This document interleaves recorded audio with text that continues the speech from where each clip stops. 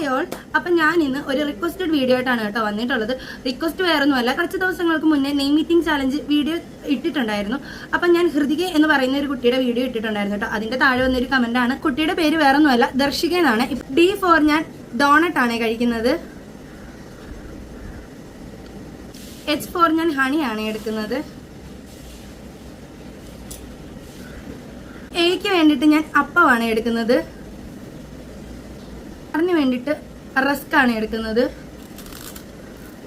യെസിന് വേണ്ടി സ്നിക്കേഴ്സ് ആണ്. ഐക്ക് വേണ്ടി ഐസ്ക്രീം ആണ്. K4 കിറ്റ്കാറ്റ് ആണ്.